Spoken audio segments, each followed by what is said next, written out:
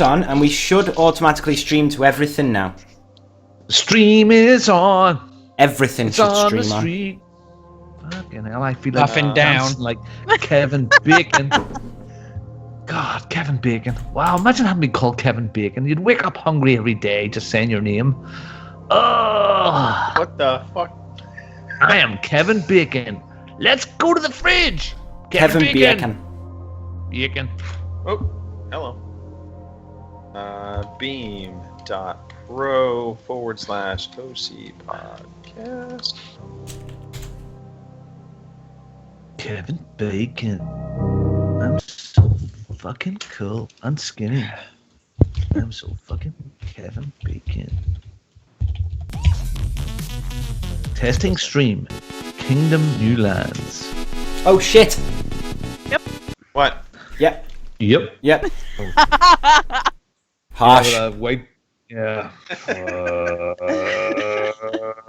Rich, can I hit the send on Twitter right now? Or is it okay to do this? It is. Just go for it. I'm going for it. Are we on? Are we live? It's it still says supposedly episode 418 on Twitch, but It maybe should that'll update. change. I've saved it. Yeah, mine says 419 now, so Okay. you're good. All right. Is the audio coming through okay? Can anyone listen to the audio of what's streaming right now? I refuse, but that's okay. Kim is on it. Oh boy. I don't see us on there. Maybe it takes time to get up here to the Great White North. Could be. Yeah, it's that Canada lag, isn't it? Yeah. Damn Canadian leg. Yeah.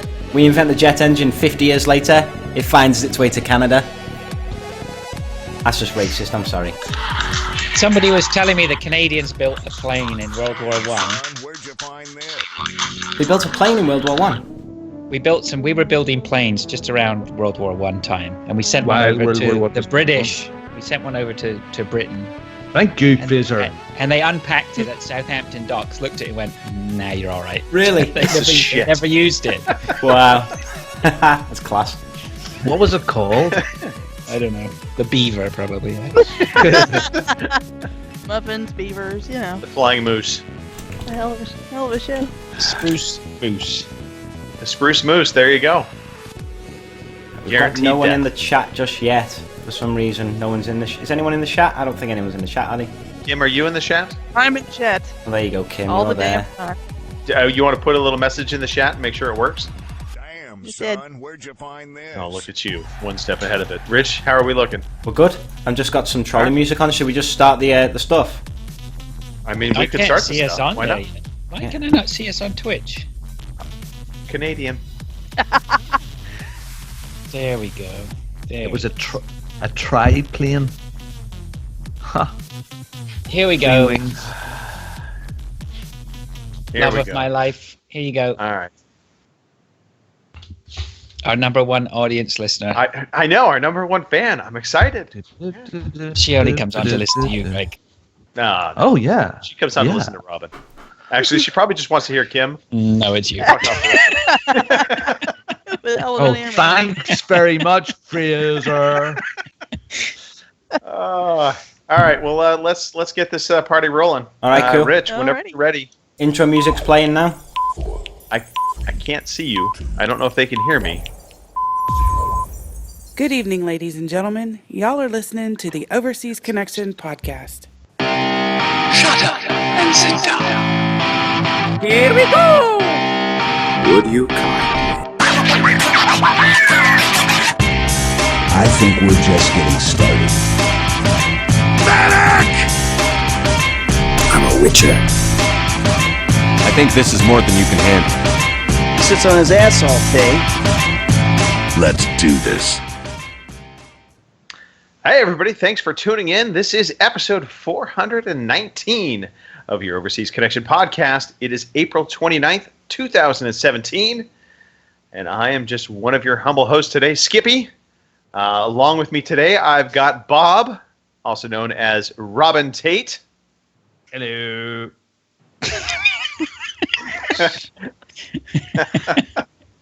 Do you want more than that? Okay, I can't take the gag any further. Robin, how are you doing, my friend? Hey, I'm doing really good. I'm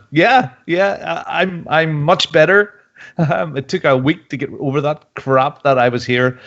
2 weeks ago? It was just bloody awful. I was croaking, and my Canadian friend let me do it. So the show must go on. Yeah, I was he was there, he was even there watching and standing at the sides, and he didn't step in and go, yeah, well, I'll help you out. You just take a rest there, Robin. But no, I don't need that. That amoeba in Canada, he can just stay up there. He's off the Christmas list. Robin, you of all people know the importance of pushing people beyond what they think they can achieve, right? Yeah, Greg knows this. Got a rest once. So yeah, I had to laugh. I'm good. I'm glad to hear you're doing much better. I was going to bring this up a little later in the show, but we might as well address it now. Okay. You've already addressed it somewhat, but Robin, you had stepped in to fill in for Fraser the week before, and then last week you were. I had not realized doing very poorly, sick is all get out, and so I had just assumed everything was fine. And I heard some comments from other podcast members like, oh, yeah, wow, Robin really sounded pretty rough. And so I finally get around to listening to the podcast, and you are like on your deathbed. And the amazing part was Fraser, who also one of the hosts for this podcast, joined the show. And Fraser, even before the show started, you're like, I'm not doing too well. You can host if you want, Fraser. And Fraser's like, nah, you go ahead. It's good. With friends like these, what's the rest of that saying? Yeah, what the hell? Joan, what do we sit here and chat? That's all we did. Hey, we're going to do some more of that today. Fraser Moore is also on the podcast. Hello, Fraser. I am. I don't know if that couldn't have been last week. I wasn't here last week, so maybe it was the week before. It was the week before. So, yes. Yeah, but that's all right. We can just flog this donkey for weeks on end, no doubt. We'll bring it back up again next week as well. And it's funny. I mean, I was so bad actually. Usually after the show, we usually stay on for an extra 15 minutes or so chatting, and I think it was like, right, guys, goodbye. I got to go to bed. Gone. What the heck? Sure. It's what all can you good. expect? At least they made a plane for World War One. Hey, Canada has get to that. contributed many We'll get to things to the world. The most useful, maple syrup and Canadian bacon. We'll Just get to throwing the that USA bashing later. Don't Oh, worry. that's right around the corner. Speaking of which, we have our local animal enthusiast, Kim Woods, on the show. Yes. I am enthusiast. Oh dear Lord, here they go again. PETA still hasn't called yet, so I'm just, I'm waiting with bated breath. PETA or the Humane Society or any of those nice organizations. I don't think PETA's going to call you. I think they're just going to start like splashing blood all over your car. Probably they'll be picketing outside my house, tomorrow. Yep. Yep. Well, Kim, thank you for joining the podcast this week. Of course. And I do want to give some special mentions to Mr. Richard Webster, who is manning the scene behind the camera, so to speak. Rich, thanks for doing all the streaming stuff for us this week, as always. We very much appreciate it. No props. And no problems. I suppose I should give a proper introduction to myself. My name is Greg DeLacy, OC_Murphy's Law on Twitter. You can also call me Skippy for this episode. All right. I'm behind the Are we times. supposed to do I'm that? sorry. I'm well behind here. Where does this come from? Right? Oh, you will talk. Yeah. No, we'll be talking about this very shortly. Okay. In fact, we might as well just talk about it first of all. Let's deal if you're with the kangaroo in the room. Yes. It's okay. It's okay. The kangaroo in the room is fine. We broadcast every week. So if you are happening to catch us on audio and you ever think, and I don't know why you might think this, but maybe, just maybe, you're sitting at home on a Saturday and you're like, I got nothing better to do. Why don't I watch these guys podcast? You can do that live on Twitch, twitch.tv/OC podcast, or you can go to beam.pro/OC podcast. And last but certainly not least, we are on the YouTubes, and we don't give our actual YouTube channel. Just find it. You just look us up. The Overseas Connection Podcast. We're there too. every Saturday, 11 p.m. UK. Look how I gave you guys top billing. And 6 p.m. on the East Coast. And as you travel out to the land of the sun, 3 p.m. West Coast, not Japan. All right, let's talk. Japan. Yeah, let's talk about what we did this past week. So, Robin, you have started something. Sorry, not just the Year of Living Dangerously, and not the I Don't Want to Shave Today club, but today. This is actually a week, but. You had sent me an audiobook probably about a month back, but because you sent it to me from Audible UK, apparently Audible UK and Audible USA don't play very nicely. It took me actually calling Audible to claim my code, but I finally got it. But prior to me getting that code, I was like, you know what? I just am going to sign up to Audible anyway. I can do my free trial again. Yeah. And so I downloaded a book, and then I ended up sharing that over back to you. And so we've been doing this audiobook stuff. The last couple of months. Yeah, I've been doing a lot of Audible stuff in between the podcasts, and there's been a couple of books that you're about to go into that we have that we're really hooked into. They're just right up probably everybody that listens to this podcast cup of tea. Actually. Yeah. I was going to say. So the first one is a book you actually talked about a little ways back called We Are Legion, We Are Bob. Bob. Bob. The Bob. Bob. Really fantastic book. I just finished it up today. Unfortunately, I think I missed some bits and bobs.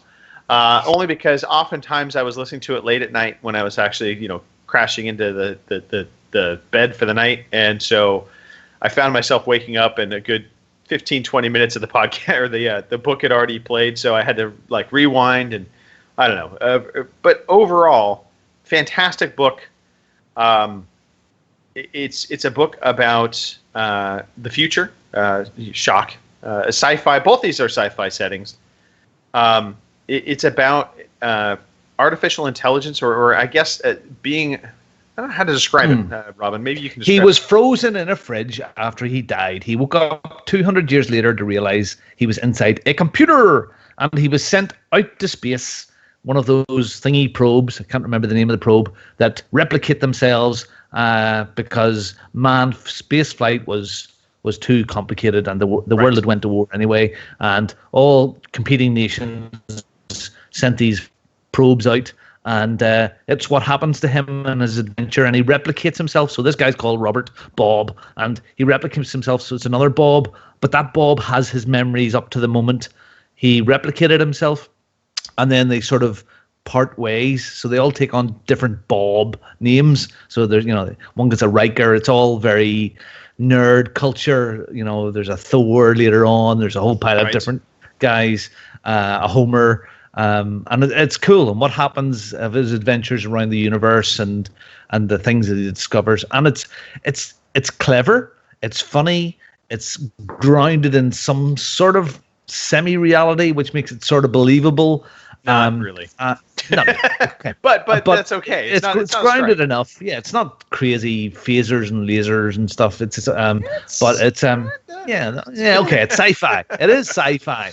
Yeah. But it's lots of fun. The things he gets involved with, from discovering new species to going at war with the other probes that were sent out. Lots of really funny situations and thought provoking too. There's two books. The second book was just came out about 2 weeks ago. That's good, because I need to. It's really good too. I finished it as well. It does leave you on a bit of a cliffhanger. Yeah. So I was actually kind of, that it was almost a Halo 2 like cliffhanger, where it's clearly things are not finished. So they have their hooks in me. I'll be getting the second book for sure. If you can imagine Fraser, right? So Fraser gets his brain frozen or his body frozen, and the hope that he gets woke up in 100 years or 50 years or 200 years. And his hope was, this is important to note here, the hope is, Fraser, that you have your brain frozen with the thought of, and I'm sure this is happening with other people that do this today, that somewhere down the line, technology will advance enough that they'll be able to bring you back to life, put you in a new body, and you'll be living again. If that technology existed, you know what? I would be happy with just getting a lie into about 9 o'clock in the morning. That would me. So in this case, so Fraser's frozen and he wakes up inside an iPad. Well, that's what it is. Right. Yeah. And you find out that your wish of being kind of reborn as a new person, instead you're being reborn basically as property. That was the very interesting twist to that beginning part of the book. So it's really good stuff. Recommend. The second one that I came across, and you seem to come across at the same time as well, which was a book by Craig Allison, quite famous author, I believe, Columbus Day Expeditionary Force. There are several of these here. Again, same sort of theme. There's an AI in this, which comes in a few chapters in. At the beginning, the book is all right. It's steady enough. But there's a certain character called Skippy, and Skippy is an AI. He is no, Robin. He's not an AI. He is a sentient being. Don't call me an AI. All right. Okay. Yes. Yeah. Okay. To describe what this AI is like in personality, Greg and I were talking earlier today or yesterday. He's like Stewie from Family Guy. He has that sort of twisted humor and thinks the human race is just dirt on the bottom of his shoe, amoeba, just crappy. I mean, it's so much so he says we would be lucky to consider ourselves as equals to amoebas. He does not think very highly of the human race, but we are a tool for him to kind of get at his long-term plan. So the crux of it is Earth is invaded, we think, by this alien race that are fighting another alien race. And the second alien race comes and chases the first ones away. We go to work for them. We think we're all fantastic. And things go a bit askew and a bit weird. And not weird, but just fun. And again, I finished the first book. I'm on to the second book right now. It's brilliant. So, look, I love reading books, but time is so short, and I just love the podcasting, listening to. But this here, the Audible thing over the last couple of months has been brilliant for me. I'm really enjoying some of these Audible books. So there's two really good recommendations. Can I just throw in real quickly? You know, oftentimes people say, listen to an audiobook is not quite the same because your impression of what a character might sound like may differ, and so you kind of get a skewed version of the book. But for these two particular books, because the reading, the voiceover person that does the readings for both of these books, they're both very talented people. Yeah, very much. And they lend a personality that is just perfect for the characters in these books. And so to me, actually, it really enhances the book. I think I would not take the humor nearly as well as I do with the audio version as I would if I was just reading it. Oh, I don't know. You would put your own stake on it. I mean, I wish I could give it credence or justice, but I mean, the quote Skippy, I mean, some of the lines that had me giggling. I mean, your species is responsible for Windows Vista. Yes. It's that sort of humor. Really good nerdy humor as well there. So as well as the sci-fi. Very, very good. Good. Oh, that's books. Yeah. So books. Burn them. Books. Burn books. Listen to the audio. Yep. Burn the books. Listen to the audio. Looks like we got ourselves a reader here. Yeah. Arkansas, here we come. Oh, go. Oh, Lord. And last but not least, on my to-do list from last week, I installed some ceiling speakers. I'm quite proud of myself. They actually turned out exactly as I envisioned, which for most house projects isn't quite exactly how that usually goes. But this time around, this is they turned out perfect. And Fraser, you're going to be happy to know the speakers I chose are Paradigm from Canada. Oh yeah, nice. Yeah. So I bought Canadian product, and I'm supporting my northern brothers. That is good to know. I didn't know. I'm not familiar with that brand. But I'll keep an eye open for them because they're excellent. Speakers. See, the Brits make good speakers, but by God, they cost a fortune to get them in Canada. So I'll check out Paradigm. You should look them up. So I went with 8-inch, 2 8-inch into the ceiling, and then I have a center speaker, which they actually have a really cool design. It's like a bookshelf type speaker, but you can actually flip it horizontal. So depending upon where you're putting it in and what kind of profile you want, it can act as kind of that horizontal speaker as opposed to a vertical. Nice. But yeah, so. Got yourself a sub yet? Oh yeah, I've got a subwoofer that sits actually right behind our sofa, so we can, feel the rumble in the butt. Okay, I saw a very interesting product the other day. So basically, you take it. You have a control box which hooks into the Robin. You're gonna want your butt? No, you have a control box. I can't remember what it was called now. It's something like Bigfoot or something like this. Anyway, so you have a control box that hooks into the line of the audio, right? And then it detects the bass of whatever's being sent through the system. And then you have another section which plugs into the wall and is basically a big rumble pack which just sits under one leg of your sofa, and so it just detects the slight amount of bass, and it just puts a little rumble on your sofa. And apparently, and I was watching a video on it, and I'll send you the link later. But I was watching, I was like, well, that just seems like okay, nice gimmick or whatever. But the guy at the end goes, you know what? If you just have it, just so it just adds a little bit to the rumble on on your seat, right? It's supposed to be very cool. So I don't know. It's the Tannoy bass spin that I have out in the main plate. It shakes the whole house if I turn it up. Yeah, So, but you wouldn't have to do that with this, I'm assuming, right, Fraser? Well, I have to be careful with my subwoofer because I have neighbors, right? I don't live in a detached house, so I have to keep the sub under control. But this would solve. But even still, you could have the sub still low, but you still could have the rumble come through. I'm assuming. It's a really nifty little. I think you'll be. I had one that you were going to talk about because we were talking about rumble, your butt. I thought you were going to talk some sort of butt rumbler there, and it didn't really go the way I thought that was going to go at all. Thankfully, Fraser. Thankfully for that. Yes. Yes. In fact, this makes me think back to my childhood. I saw A Bridge Too Far. Right. Sorry, hold on. Rumble in the butt. No. Hear me out. So A Bridge Too Far. Saw it in the theater, and it was one of the first theaters that used the rumble bass in the seats. And so every time they were firing off cannons or explosions, your seat was shaking and rumbling. It came out in the early 60s when that film came out. That's right, yeah. So moving on. Damn! Hey, I got some new chickens. You got some new chickens? Yeah, I got some new chickens. So we've had 4 chickens, 1 rooster and 3 hens. We lost a couple. So I thought it was time to add some more chickens. So I went and I got 4 new hens, a little grey one, a black one, 2 brown ones. Right. So they're ready to lay. So there must be 8 months old. So I put them into the multi-story chicken hutch. Yeah. So it's multi-level. Right. And I've noticed I've had them now for about a week and a half, and there's now chicken gangs. There is a group of chickens, older ones, that don't want to play with the younger chickens, completely separate. They do their own thing. They do share the one hutch at nighttime, but through the day, it's like Gangs of New York in chicken land.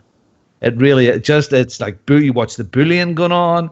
It's just a whole little subculture of chicken life, a whole subsection of it. It's like I don't know, like LA, down somewhere bad in LA, and there's the bad chickens and the good young chickens, and they're working their way up, and I'm really interested to see what's going to happen in a week or two. I mean, are the young chickens going to win and rule the roost, literally, or will it be the bad old fellas? Well, Robin, the easy way to find out is you should just take little knives and attach them to their feet, because this is pretty much cockfighting, Robin. That's basically what you have going on inside your chicken house is cockfighting. Yeah, it's very interesting to watch. I thought you all needed to know that because it's very, very, very, very interesting. That's what my life has become. And I had 30. I've been to a real cockfight, Robin. Yeah, many of them. Yeah. Grind it, baby. No, here's the thing. So in the Philippines, when a chicken died because it lost, Yeah. they ate that. They would cook the chickens up right then and there, out back. They'd take them out, cook them up, and then you had people walking around with chicken on a skewer. However, chickens that won, but died from like a fatal wound or whatever, but they actually won the match. Yeah. They bury those chickens because they consider them warriors, and so they would bury them. I don't know. Go figure. This is why the Philippines got overrun. Chickens. I had 34 people for dinner today. I wish I had some of those dead chickens. 34 friggin' people here in my house for dinner. It was like a military exercise around here today. Just amazing. We had wasn't there a birthday? Yeah, we had this thing. It was like a obstacle course. Like instead of getting a bouncy castle, we have this thing. It's 90 feet long. It's like three sections of bouncy castle all stitched together in a big obstacle course. Class. Going to have some fun with that tomorrow. So we had a load of kids, and then all my nephews, nieces, and brothers and father-in-law, and they all came. And just unbelievable. Big, massive pots of curry. Judith, she was rocking that kitchen today. Fantastic. Did you say pots of curry? We had big pots of curry. Yeah, curry has been cooking. I was out working in the garden this morning, painting and doing other bits and pieces. Yes, Sarah, my audio probably is wonky from time to time because my chickens control my internet. In fact, my chickens are probably on the internet. That's probably what the problem is. Yes. So I was out working in the garden early this morning and painting the fire pit. It came out really well. And I could smell the start of the curry being made from outside. And at 10 o'clock this morning, I was ready to eat curry. Oh, yeah. Nice. Wait, this podcast is about other stuff, isn't it? It is. But before we get into the other stuff, real quickly, we want to give Kim and Fraser an opportunity to actually speak. I think, Robin, you and I have hogged the entire first 20, 30 minutes. Yeah, we used that well, didn't we? No way. I want to hear more about Audible. Nothing. Yeah, no, but let us continue on. Let's talk a little bit about what Kim has done. Kim, anything you want to talk about right now, shooting squirrels, raccoons, eating bats, anything? Well, there has been no eating of bats. I can tell you that. No, I'm just the normal stuff. I did finally get the drywall finished, and I got paint up on the walls. So there's that. So all right. For those that don't know, Kim is building her house as we speak. Yes, well, not as we speak because I'm here, obviously, but yes, we took the idiot plunge of building our house and. Noble plunge. Noble. Yeah. In between us, we have no contractor experience whatsoever, so it's been interesting to say the least. Yay, that's the best way, right? Kim, have you ever seen the show First Time Flippers? Yes, I watch it pretty religiously just to see where they screw up. I think of you every time I watch that show now. No, but the sad thing of it is they've screwed up way more than we've ever thought of. So it's kind of funny, yeah. Which now that I've said that, watch, something will happen and we'll majorly screw up and, karma. But no, the big news of all things, in probably about a week's time, I should have new, faster internet. So, yes, fiber optic is coming to the boonies. So excellent. Yeah. Excellent. All right. Look out, world. Kim is going to be able to surf porn twice as fast. And if I do get internet here, exactly right. In about a week, I might even be able to podcast from the new abode. Now, there won't be probably anything in it. It'll probably just be bare walls, but I'll have internet. So, hey. As opposed to the lovely decorated walls behind you. Yes, the lovely, Decorated with raccoon guts. Yes, of course, All right, excellent. And last but certainly not least, our friend from the north, Fraser Moores. Anything you wanted to chime in on before we dive into video games? Because we do actually talk about video games. We'll get. I don't think so. I'm just grateful that we're suddenly moving into spring. I'm finishing off a couple of things where my curling season is now finally at an end. I've just finished my third curling season, which I enjoyed immensely. I'm just into my last month of being a cub leader. That is wrapping up soon, and then I should. Will you do it again? No. No, I won't. Oh, and there you go. You asked me to talk, and here comes the phone. Hang on. You guys can carry. Hang on. We will carry on. So Fraser finishing. Jeez, that's a phone from the friggin' 70s. No, I know. It's Canada. It is what it is. Okay. So here we're on to the next beer, which is called Fruit Loop, and it's now mango, water, hops, yeast, malted barley, and malted wheat. Okay. That mango sounds like a better choice in a beer kind of flavor as opposed to watermelon. Watermelon just didn't sound very beer friendly. Big holes. But so Fraser has finished up his curling. Sorry, Fraser, I'm actually starting up bowling. Nice. I used to bowl all the time. I stopped bowling for a good 8 years, and my buddy was like, hey, I'm thinking about doing a bowling league, and I was like, fuck, I haven't thought about bowling. I couldn't. So I went out and bought a bowling ball. I'm all in. Nice. We can call you Homer then. Balls. All right. Hold on. Sorry, what weight of ball did you get? I always lift a 14, and I don't know if that's right or not because I always seem to be the one that gets. Maybe it's because the holes seem bigger. But what is it? What is the correct weight for a person of our stature to be throwing? I mean, honestly, it is going to be anywhere probably between 14 and 16 pound ball. 16 is the heaviest ball that you can throw. Is that pounds? Okay. Yes. That's not sorry. size 14. Okay. Sorry, didn't know that. Yep. So do you have your own shoes?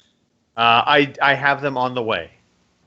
Okay. He is all in on this. Are they like the standard red, white, and blue ones that you get rent? No.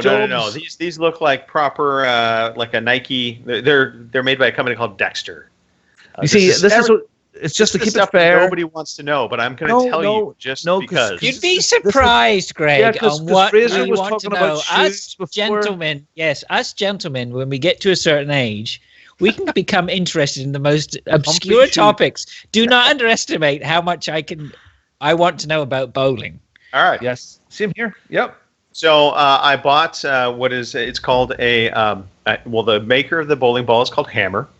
And it is a Black Widow Assassin. That's the type of ball. Yes, that's what I'm talking about. And I throw a fingertip ball. So as opposed to like when you go to the bowling alley, they're not usually drilled for fingertips. They're drilled so you your whole knuckle goes all the way into the ball. Ooh. So a fingertip, I'll just have that much in. The dude abides. Ooh, yeah. But that's how you throw a hook. So my ball will go out into the lane and come back in. Do you know why they hook? I know why they hook. Because they only oil 2/3 of the lane. Yep. And depending upon the ball type that you get, the exterior of the ball will perform either better or worse within oily conditions. So depending upon how far down that oil is, it may catch earlier, it may catch later. And then also internally in the ball, there is a different, every type of ball has a different kind of core. Yep. And the core will determine kind of how it will roll. There's all kind. It's a crazy science that's involved with it. I am really, really good at bowling. I am the best at bowling. I turn heads with my overarm technique. I worked in a bowling alley for 3 years through university. Yep. Okay. So I have bowled a lot. So I'm not saying I'm a glamorous bowler or a full of technique, but when you've bowled hundreds of games, you can bowl a half decent game. Look at my beer; it looks like orange juice. But it's like most mango. sports. Yes, the complexities once you dive into them are fascinating. Oh, totally, completely. And so my ex-wife actually used to be on the Pro Bowlers Tour. I did not know that you had an ex-wife. Well, now you know. Yes. Which one? Moving on. Yeah. Anyway. Was married once before. I'm actually still very good friends with my ex-wife. She donates to my Extra Life every year. She takes part in one of my fantasy football leagues. So, yeah, left on good terms. We were better friends than married, if that makes sense. Yeah. Oh, by the way, this week I was 20 years married. Woohoo! Yes, congratulations on that. 20 years, cheapers. Oh, yeah, you get less for murder. Me for 20 years. That's why I grew this beard. So I was just gonna say 20 years. Yeah, I'm just gonna roll her eyes. I tell that joke all the time. It's not even funny anymore. 20 years. How long are you married, Fraser? 11. 11. Solid answer. Good. Uh-oh. Wrong answer. What year is it? What year is it? 2017. 17. Yeah. Yeah. Whoops. Yeah. 12. 11, 12. Who's counting, right? I was accused of being quite soppy on Facebook this week. So I will read you, sorry to digress, but I'll read you what I put up, okay? Right. So where's my Robin Tate posting that I Also, done? folks, by the way, we will eventually get to talking about video games. There is lots to talk about. We will get there. There's no real need. I haven't played anything, and I thought I erased King's Quest off Kim's. You did. Here's what I posted. It just keeps My coming life is good. In fact, it's great. And on this day, 20 years ago, Judith and I were married. We've experienced so much together as friends, husband and wife, parents and foster carers. Sometimes the going is tough, but we're there for each other, and I can't imagine wanting to share the next 20 years with anyone else. Apart from Cindy. Happy anniversary, Judith. There. I was accused of being soppy. I know. Judith put an answer in there, which she immediately raised. Really she rose super. I really immediately knew that I liked your brilliant. life a lot. Yeah, Elvis class. What was it? Where? Sorry, I'll do this. Yeah, I can't believe it's 20 years, Robin. It feels like 50. And then I told her immediately after that she was fired. Yep. Anyway, there you go. That's life. Yeah, no, and then 20 years later, after you were married, you stopped shaving. Yep. I didn't want to do the sex thing at the 20th anniversary, so she hates the spikies. So that was a good way to avoid it. So here's something I never wanted to hear from my father. Recently, my dad has a full beard. He's got the full-on Grizzly Adams beard. And he shows up Easter, and he doesn't have a mustache at all, just the lower half of the beard. Okay. And he looks like he's Amish. I'm just like, something you're going to tell me there? And he's like, yeah, apparently this was tickling. Oh, shit. And immediately did not need to hear that, Dad. Didn't need to hear that. Oh, dear. 76 years old. You are not supposed to be doing that. Wait, I hear he's very good at languages. Yeah. He's a cunning linguist. Yes. All right. Moving on. Video games. Yes, we do, in fact, talk about them. Fraser Moores, I'm going to start with you because you have, out of everybody else, one of the most interesting games I want to hear about. How are you getting along with Yooka-Laylee?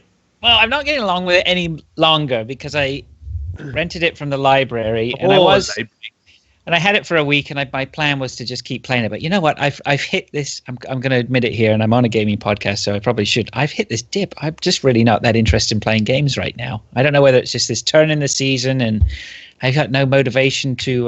There's a couple of things that have distracted me. So before I get to Yooka-Laylee, I am 100% utterly addicted to Twitch at the moment. All I do, instead of sitting down and playing a video game, I watch Battlegrounds on Twitch.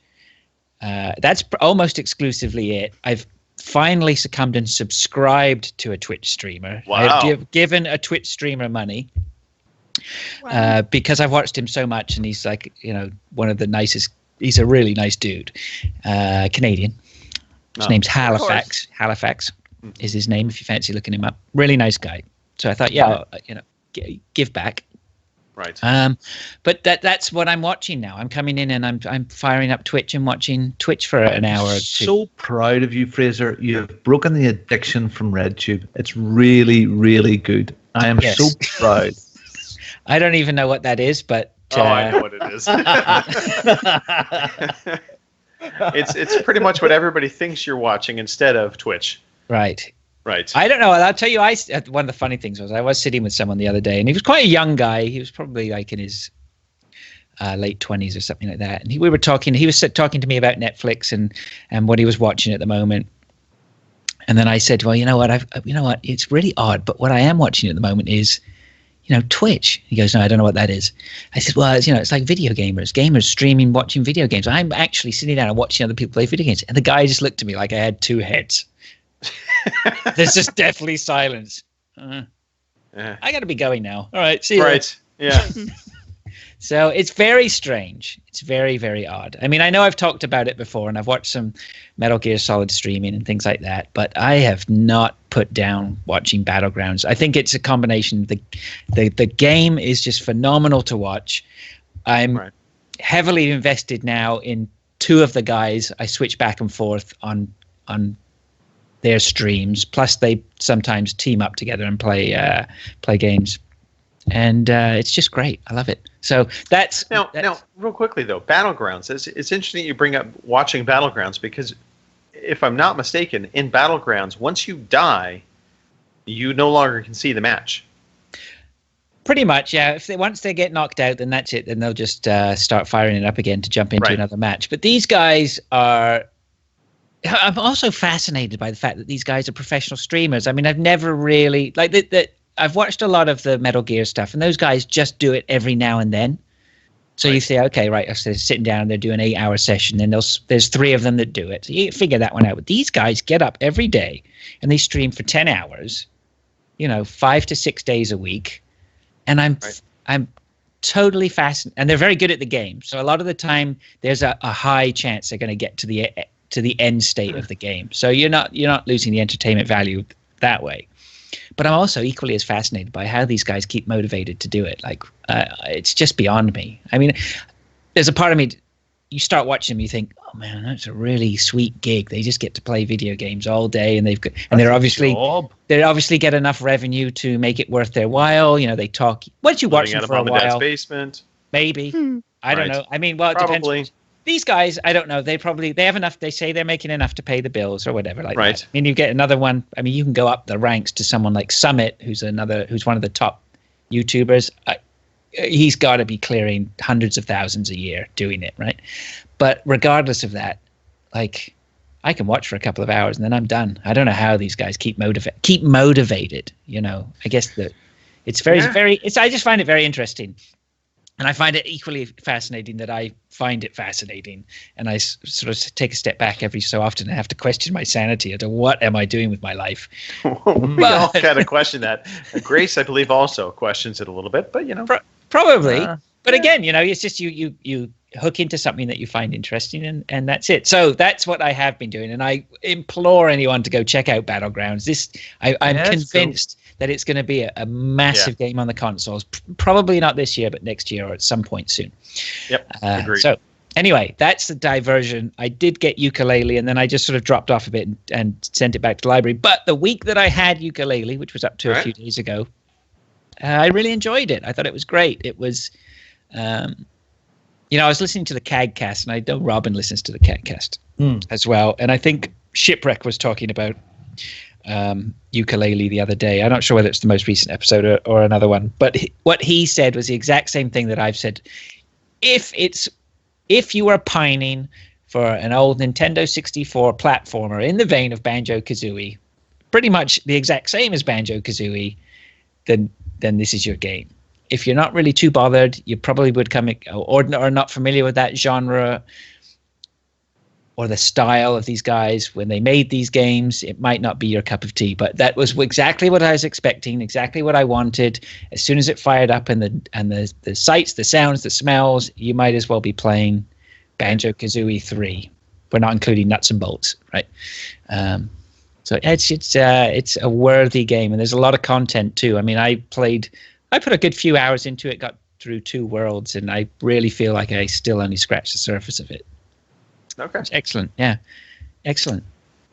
All right. Well, Yooka-Laylee.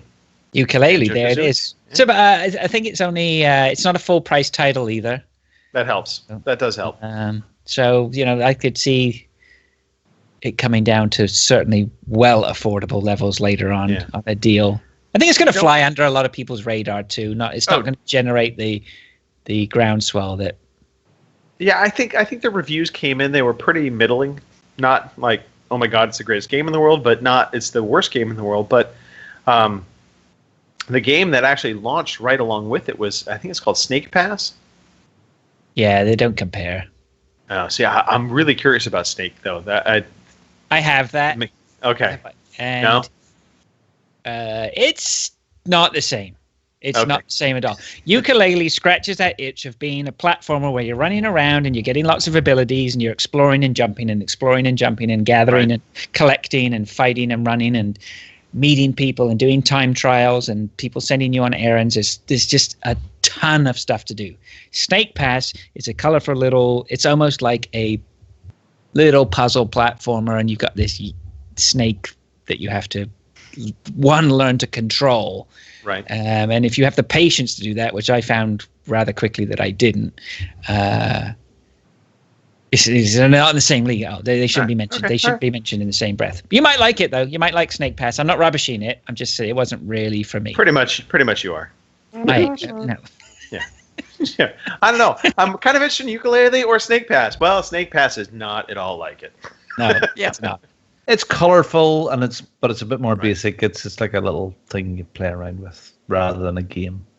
It's I'm not going to touch that, Robin. I'm not. It's almost like there. a Snake Simulator tech demo. I don't know. I don't want to rubbish it because it's polished and it's pretty clever the way they have you controlling that snake. But I want it to just run. Like, you know, like a dog let out in the park, and you can't with the snake. You're very constricted with the snake. Oh, well played.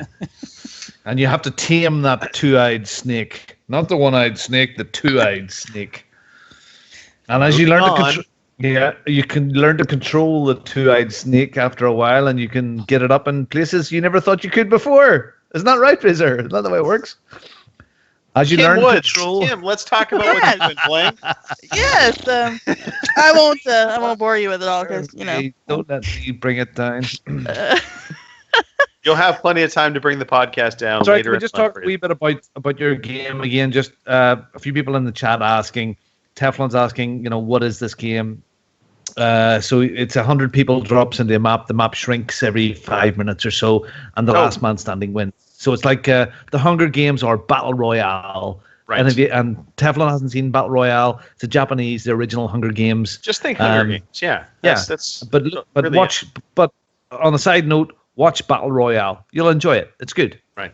Yeah. There's loot drops through the map when you start off, but basically every few minutes, I believe it is, Fraser, there's like a horn that sounds off, and basically the arena shrinks, and you have to get within the walls. Yeah, basically you're on a massive island, and then you'll drop, and you'll have 5-10 minutes of collecting stuff, going to towns. You all start off in a plane, and you all drop at different points and gather up loot or whatever. You might land near some people, and straight away people are killing each other. But after sort of 5 or 10 minutes or whatever it is, then they will announce a white circle on the map, and you have to get into that circle within a specific time. And if you're outside of that circle, you start to take damage, and it progressively shrinks every sort of 5 minutes or whatever until you're forced into a final confrontation or whatever. So it's just final countdown. I'm back on form. Yeah. He ain't no anymore, is he? Indeed, you are. Did that do a worthy explanation for the chat? Yeah. They're all quiet. There are fucking monkeys in there. They're not saying a word. Jesus Christ. What are they like in that chat? Jesus, meat sex. Yeah. All right, Kim. Yes. We started to talk about what you were playing. I know you haven't had a lot of time to play stuff, but you're continuing on the King's Quest. Yeah, my goal this week was to actually finish it, but I ran into a problem. I'm doing the 3rd chapter, and apparently when you get to the end, and I don't know, like spoiler, not spoiler, but anyway, you've got to solve these puzzles in order to open the door. Well, I kind of am cheating with a walkthrough, kind of so I can figure out where all the achievements are, so you don't miss them. And so I did all the puzzles and all that the way the walkthrough said, and then when I went to hit the final door, there was another puzzle beside it, which apparently went back to another puzzle, which I already knew the answer for, so I went ahead and did it anyway. It glitched out, and the door locked, and I couldn't open it at the very end of the game. So I had to go back and start over on the 3rd Cheating chapter. does From not episode pay. 1. Yes. Yeah. No, just the chapter 3. So. Oh. Yeah. So So now I'm redoing chapter 3. So hopefully next week I can knock King's Quest off the old log and move on to something. You wanted to else. say Yule log. You Officially. wanted to say it. I You wanted to did. say it. I did.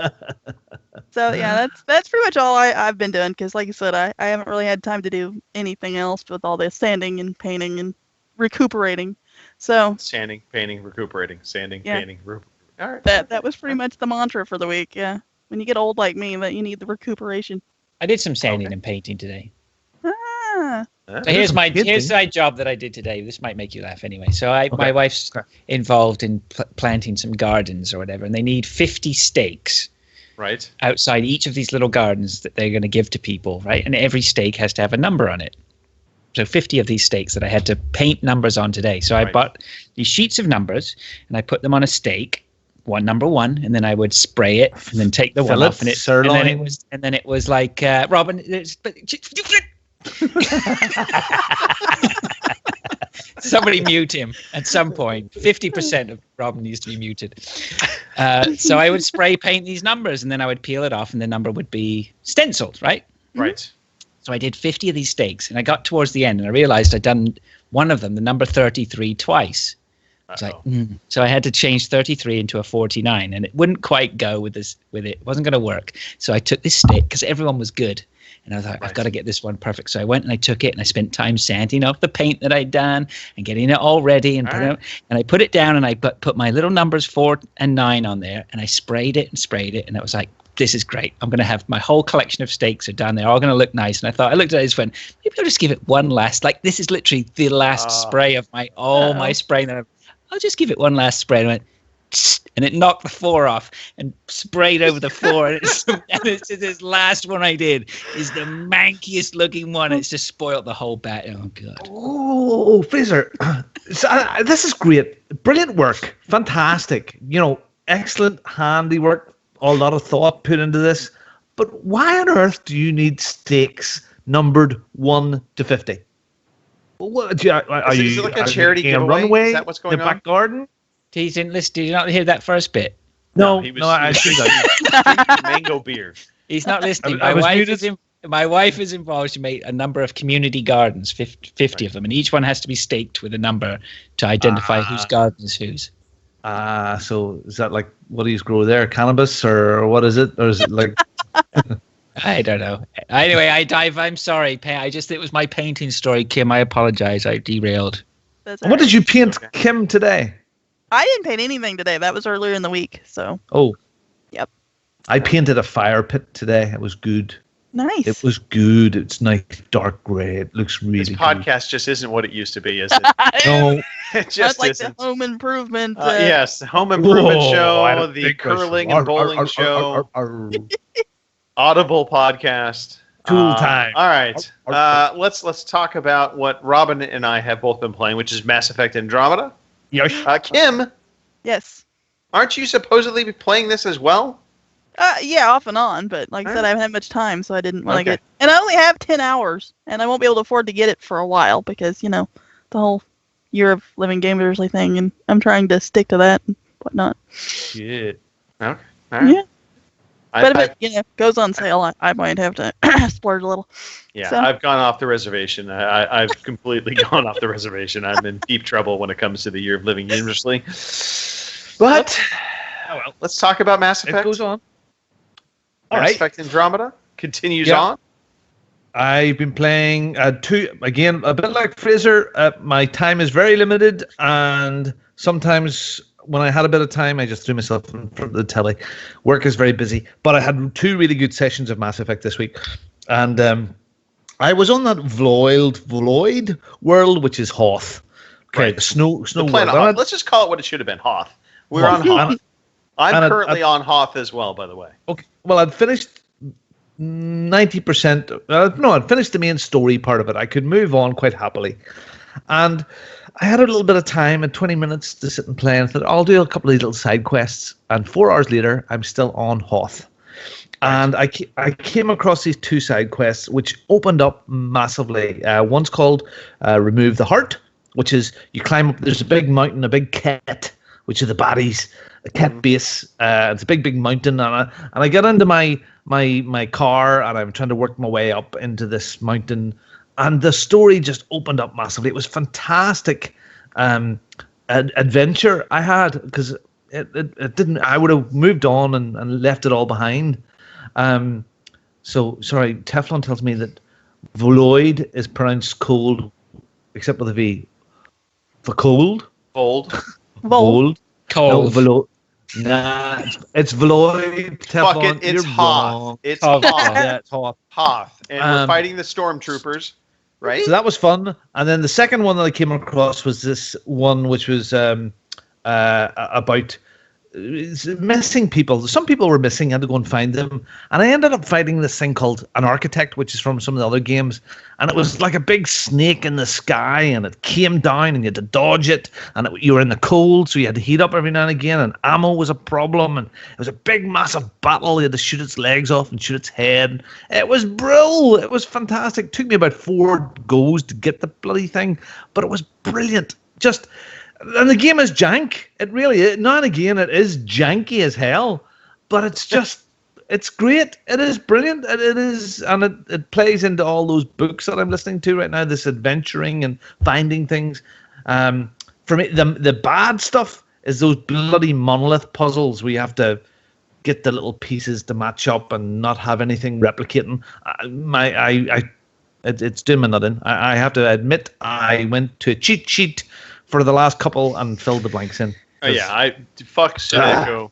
Yeah. No. I can tell you right now, I'm going to apologize now. Batch, who is in the chat, has left us. I can see on Twitch he's gone off to watch Battleground streamer that I just recommended to him. So I'm sorry, I'm getting rid of our listeners. Sorry. No, it's all right. Good for that's a shame. I mean, why would he want to? I mean, he had choices here. He could listen to the Home Improvement Audible Hour, or he could go watch video games. Yep. Or par. Yeah. So I'm enjoying it. Yeah. So Mass Effect, the one thing I want to comment on, and I won't take any more time talking about Mass Effect, I know we've talked about it quite a bit over the past few podcasts, but I really like the mechanic they introduced on Hoth.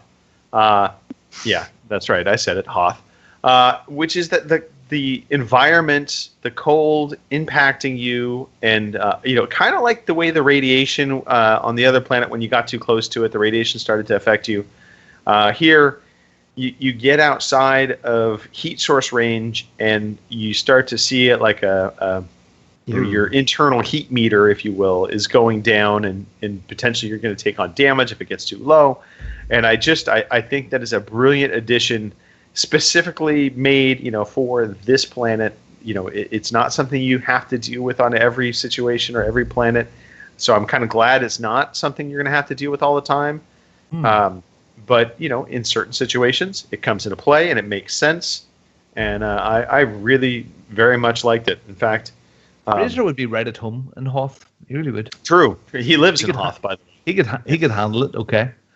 He's currently in the Rebel base on Hoth. That's so. I've been rocking Kara and my Krogan buddy. They're my two sort of characters that have been going down in my away missions. And the big Krogan's very, very funny. I like the chat. I recently switched the Krogan in. Kara had been a mainstay in my team. I switched her out, and right now I've got Phoebe and the Krogan. Yeah, she's quirky. She is quirky, yes. Yeah. She lives up to Phoebe. She's kind of like Phoebe in Friends, by the way. I think they're very similar in personalities. Smelly cat, smelly cat. Yes, absolutely. So outside of that, Robin, anything else that you played? I have a new game. Well, I don't have a new game.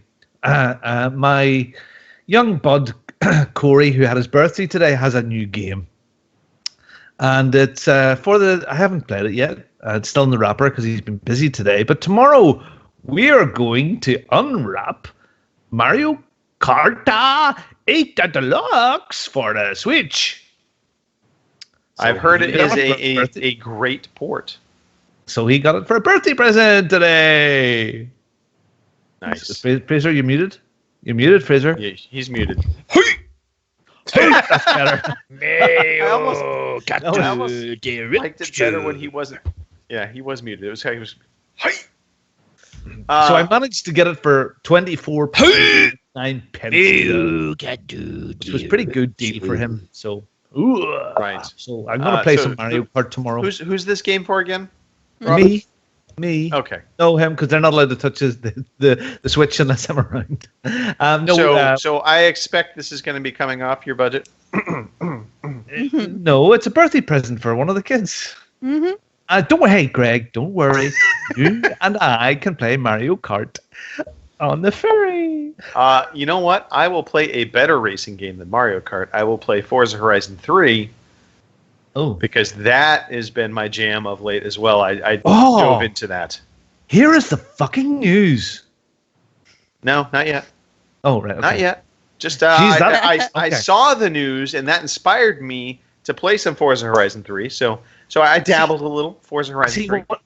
I was not quite accurate. You talked about the Hot Wheels, and I thought, yeah, I have that stuff already, but I don't. They released some Hot Wheels cars 6 or 8 months ago, which was part of the VIP pack, but I didn't realize that this beauty that is coming, the original Orange Kitties Hot Wheels tracks with Forza Horizon 3 cars on, is just going to be awesome fun. Did they that's going to be crazy. Any in-game? Yes, they had a trailer. They had a trailer, so there was some in-game footage. We'll dive into that in a minute, though. Only little. Well, you're going to talk about it later, are you? You're going to talk about it? Yeah, it's in our news. All right, talk about it later. Okay. Here's the fucking news. Not yet. What we're going to talk about right now is the Prey demo that came out. Oh, so yes. I played the Prey demo. Other butt doors? No butt doors. So the Prey demo, it's out free for anybody pretty much. It's on Steam, it's on PS4, it's on Xbox One. So if you're at all interested, go check it out. This very much reminds me of BioShock in a lot of ways. It has that it has the feeling because it's got that kind of horror element to it. So you're adventuring forward in the demo, and you are encountering this alien life form or this alien species, but they can take the form of any object, and they have basically matched the music tension.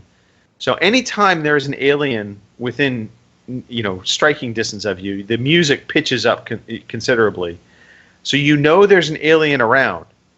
And it has lipstick. It could be a lipstick. It could be a coffee cup. It could be a chair. So you immediately start looking at every object around you, wondering what it is. And then every once in a while, you'll hear, they'll do like a dramatic pitch, and so the alien has probably come out of its hiding somewhere. And so there's been a couple times where I've turned around, and suddenly I noticed that the garbage can that was behind me, suddenly there's 2 garbage cans near one another. And so now suddenly the alien is one of those garbage cans. So you walk forward, and as soon as you get close to it, it untransforms and attacks you. And so it's like a Red Dwarf episode. Probably. Yeah, I'm thinking about the guy from Sesame Street that lives in the bin. What's his name? Oscar the Grouch. Oscar. Yeah. Is it like if Oscar came out? That would be a game. What do you want? Yeah, but so. I'm pretty high on Prey right now. I think it's shaping up to be a pretty good game. I think it could be, we've been talking about for years what's going to be the next BioShock. To me, I think Prey really is primed to be that next BioShock. I don't think a lot of people are really putting this on their radar, so I think it's going to come in relatively under the radar, kind of sneak out to the marketplace, and people are going to start just singing its praises. And it's probably going to be a hit. Prey. That's my take. But yeah, so good stuff, and voice acting all seems really well done. Graphically, it looks nice. Nothing really negative to say through the demo. Check it out. You can make your own formed decision. Prey, it's out right now. So, Prey. All right. Download site near you. Download now on Xbox and PlayStation. Now, Rich, if you would be so kind, we have a jingle for the news. I don't even know if Rich is still here. That's good. That's good. Yeah, that's good. Here is the fucking news. All right, so news. Fraser, thank you, by the way, for helping me out with some of the news stories. I tried. I'm not very good at it, but I tried to put a couple of things in there. You got a big one here. So a new Nintendo handheld. This actually was surprising to me. Not okay. First of all, it's not really that new. It's a 2DS XL. So kind of what they did with the 3DS, they're doing that with the 2DS. It's now got the clamshell design. It's going to go on sale in July for $150. I was surprised by it, mainly in the fact that I think it's great, but I didn't see it coming at all. Nintendo have this incredible ability to pull one out of left field. I have purchased a lot of Nintendo handhelds, but I've stayed away from the 3DS XLs because of price. We bought the kids 2 DSs because the price point was good. Plus, they were pretty robust. I have a whole drawer full of DSs that have busted hinges.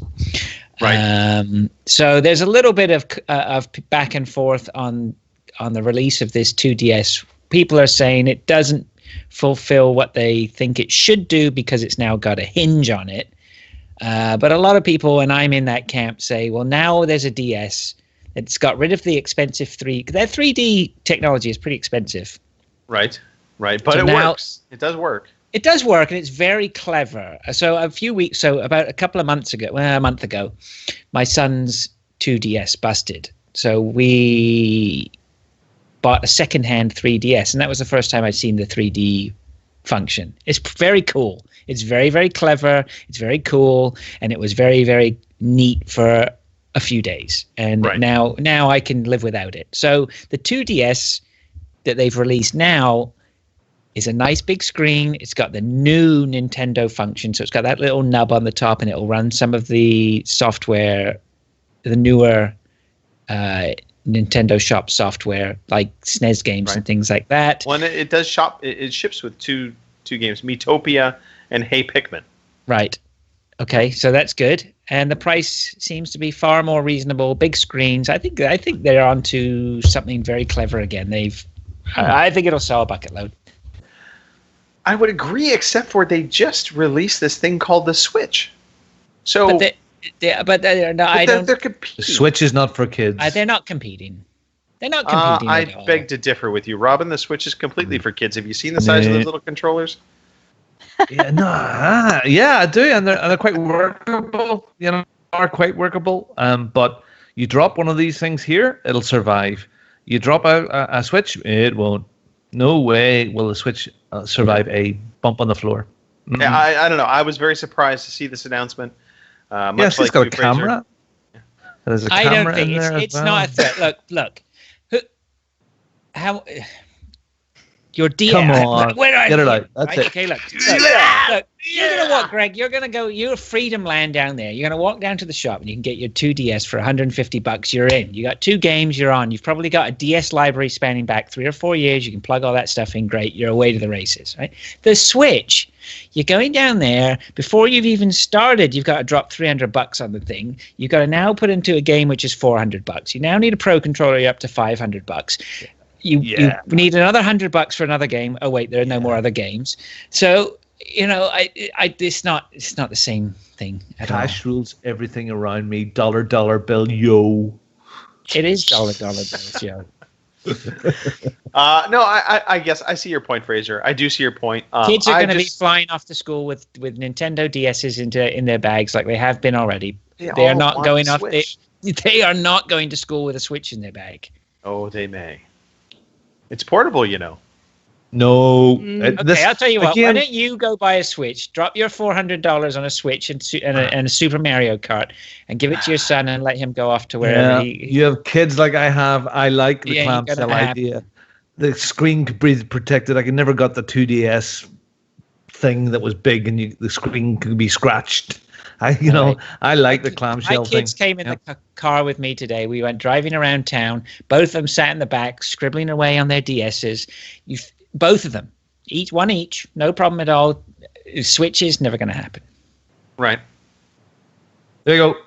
All right. You're Switch on. is never going to happen. You hear us, Nintendo? Switch never going to happen. Switch is happening, but I'm not saying it's never going to happen. Don't twist my words, DeLacy. You know what I'm saying. It's a different price point. It's a different product. Yes. Totally different product. I hear you. I mean, both portable. I'm just going to throw that out there. But yeah, no, I get it. I get it. Don't hate me, Internet. I get it. All right, Overwatch. The player base has swelled past the 30 million mark. That's amazing and impressive for a brand new IP. Blizzard. Yeah. They're crushing it. Blizzard is just killing it. So yeah. In August, I guess there was supposedly, so if we go by the timeline here, August they had reported 15 million players. In October, less than 5 months after launch, the figure had reached 20 million. Late January, 25 million, and now reportedly past 30 million. That's impressive growth for a game now. Eh? Right? Yeah, it's crazy. It is. It's rivaling any of the big shooters out there.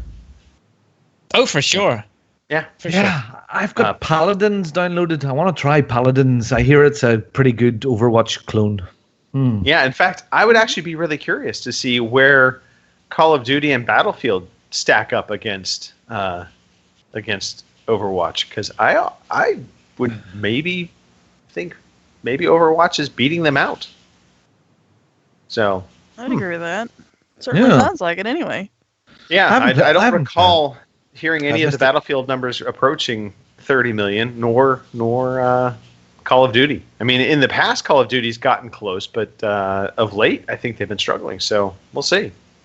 But hey, speaking of Call of Duty, Call of Duty World War II, or sorry, Call of Duty WWII. That's a thing.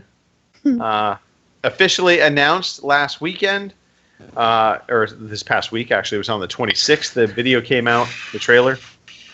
Yes, Fraser, you may speak. Being someone who frequents Twitch quite a lot at the moment, a good indicator of how games are doing might be just looking on the front page, because looking at the front page, you have League of Legends, Counter-Strike, for shooters anyway, League of Legends, Counter-Strike, Battlegrounds, Overwatch, and there is no sign of, well, you have to go down a bit. You go down quite a way. Destiny is there before anyone else.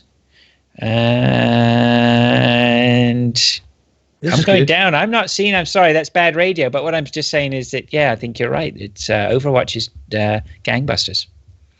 Yes, it is a huge tribute to Blizzard. And Blizzard, you know, I have not dabbled in Overwatch. I've stayed away from it, but who knows? You know, this is one of those games where you can start playing at any point in time and know there's going to be a player base. Now you're probably going to get your ass kicked, but there's at least a player base still playing it. Speak for yourself. I got mad skills.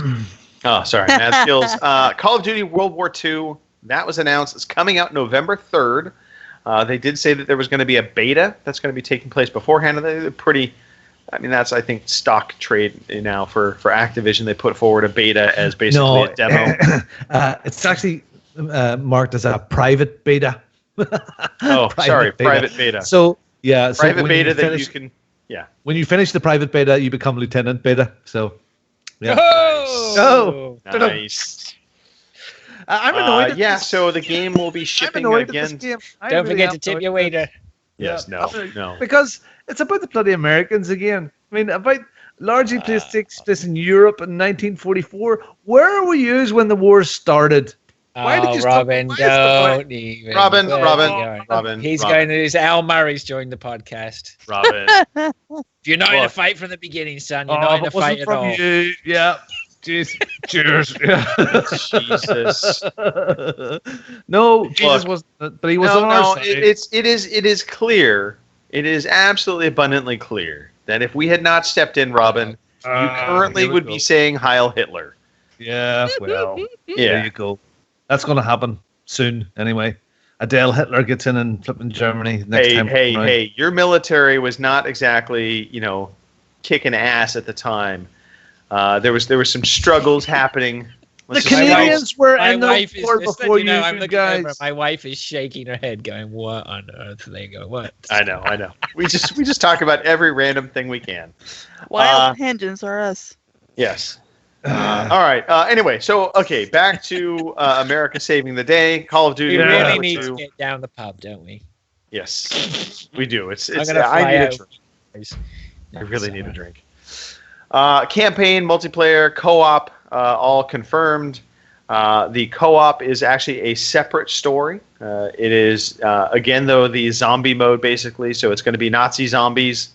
It'll be interesting to compare this game up to the Nazi zombie trilogy game that came out. Don't you feel sorry for the Nazis? From everybody. Always being They're not the zombies. same at all, are they? I don't know. I don't know. That's why I said it would be Zombies is a interesting to compare. No, I think no. I mean, Zombie Army Trilogy is a good game, but a lot of people will know that I love that game. I think Call of Duty Zombies is a little bit of a different animal. It's far more. Normally I would say yes, but they said there's an actual co-op campaign this time.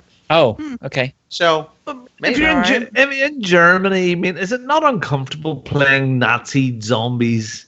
I mean, do they change it to, I don't know, Canadian zombies in Germany? Or, I mean, what do they do? I mean, Canadian zombies won't kill you. I mean, They'll this game, invite you in, come round for a barbecue. I mean, seriously, but in fishing. Germany, you must be fed up. The friggin' Nazis again.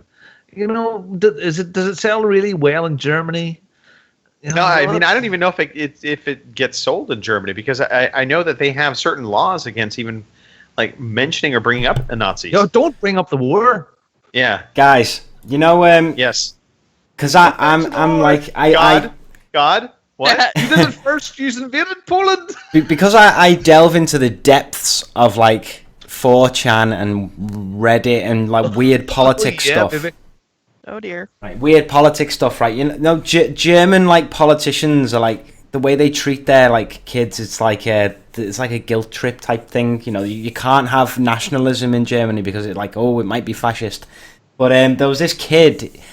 It was a YouTube comment, right? And he said, I don't know why, but it was hilarious to me. He said that history class in a German high school. You start off and they teach you the normal stuff. This is what he said. They teach you normal stuff like Romans and that. And then it's a 4-year guilt trip. I just thought that was really funny. Dear. Yeah, no.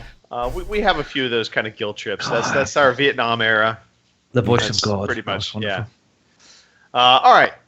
So Call of Duty World War II.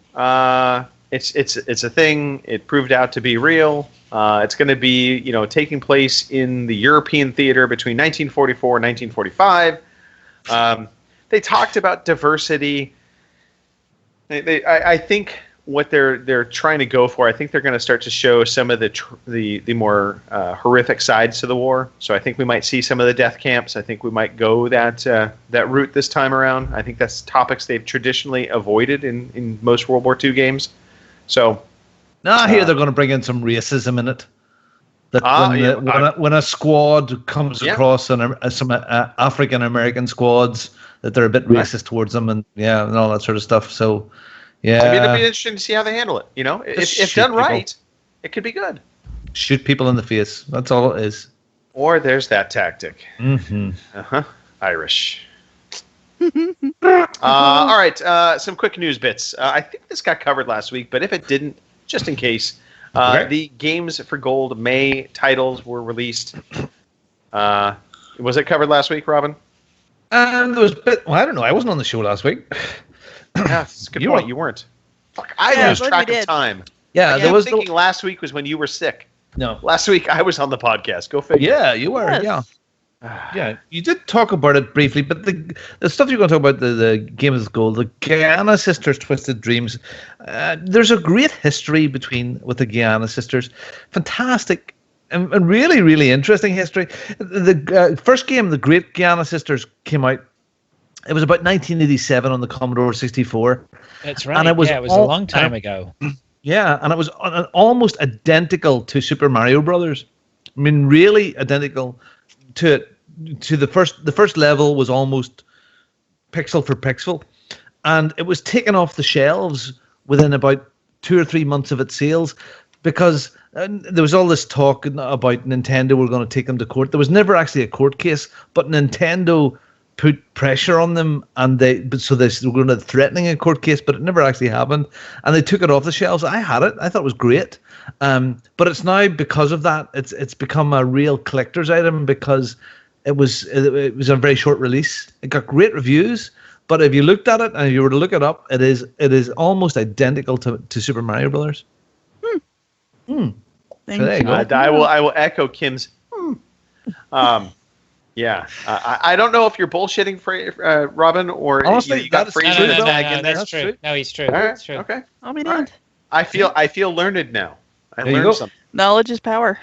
It is. Yeah. So Gianna Sisters, Twisted Dreams. That's going to be available all month long. Lara Croft, Temple of Osiris, available from May 16th through June 15th. That's Star Wars: The Force Unleashed 2, available May 1st through the 15th. Yeah. And then Lego Star Wars: The Complete Saga, the 16th through the 31st. And now that I'm saying these things, I'm almost positive we covered this last week. But We did. well. You heard it again. What you didn't hear first. last week. What you didn't hear last week is that Forza Horizon 3 is coming out with some new DLC, and that DLC is an expansion pack. Just ignoring him. It's an expansion pack for Hot Wheels. Don't put me in a corner, Greg. Don't. No one puts baby in the corner. Yeah, so for $20, you can get this new expansion. It includes 10 new cars, a new campaign, which I thought was interesting, and it basically it is basically taking some islands supposedly off the coast of Australia, and they've built out these crazy Hot Wheels tracks all throughout the island, and it comes with an editor that you can go in and create your own Hot Wheel tracks. This sounds amazing. It looks amazing. Go check out the trailer if you haven't seen it already. It looks phenomenal, and I am definitely going to have to. I think buy the season pass. By the way, includes this. So if you have the season pass, you'll get this, but you can buy it standalone.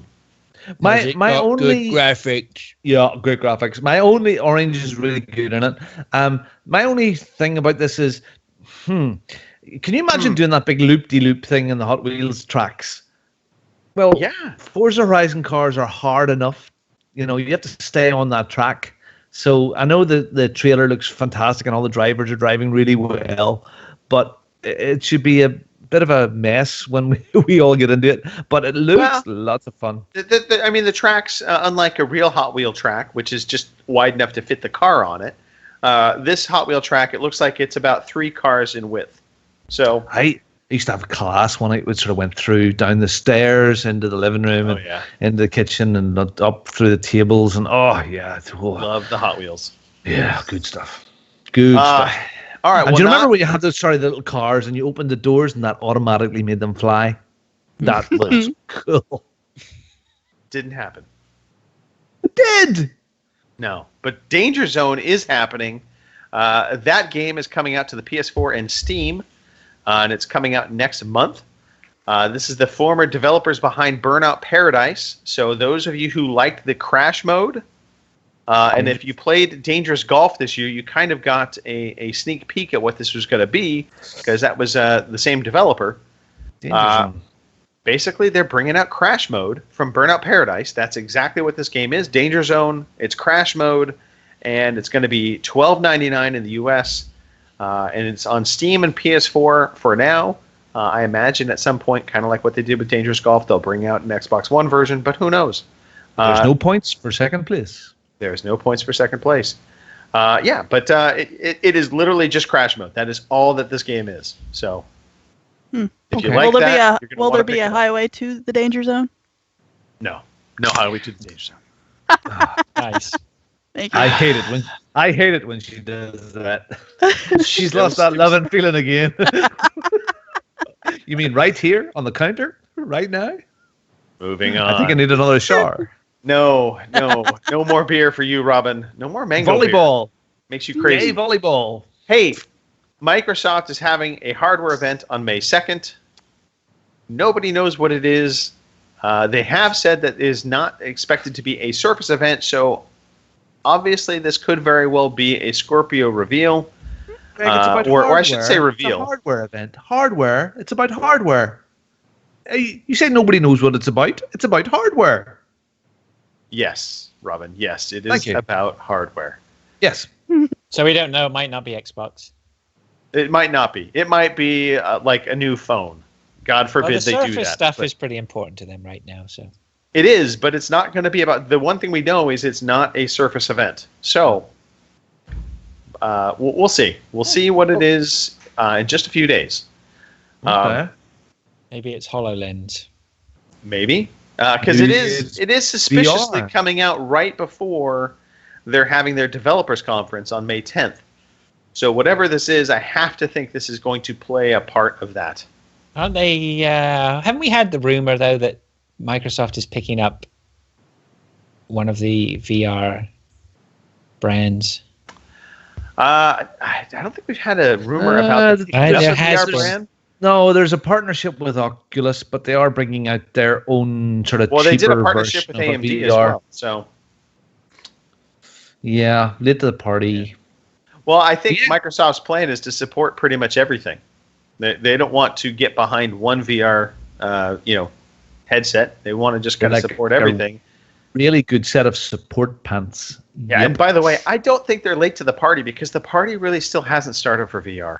Well, it hasn't, and I think it's very interesting you say that they won't commit to one particular VR set, which is probably pretty smart because you would suspect at some point there has to be some sort of median in the middle where it doesn't matter what headset you have, the input feeds are the same to direct the software, right? So, right. Yeah, it'll be interesting. I think it's very early days for sure. Well, absolutely, and I think Fraser, you actually bring up a really good point, which is VR is still trying to figure out if it's going to be a universal platform or if it's going to treat itself kind of like consoles, where each VR headset has its own software, its own store, and it's its own thing.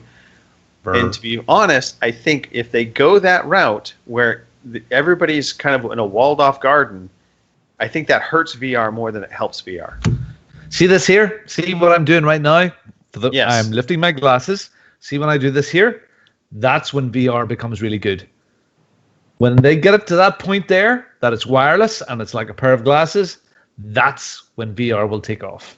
Right. Not when it's a headset with cables and crap and... When it's a pair of sunglasses or with lenses in them, that's when it goes. The technology is good, but it ain't there yet. Yep. And all the TV makers said the same thing about 3D. When we just get it to be glasses that you can take on and off.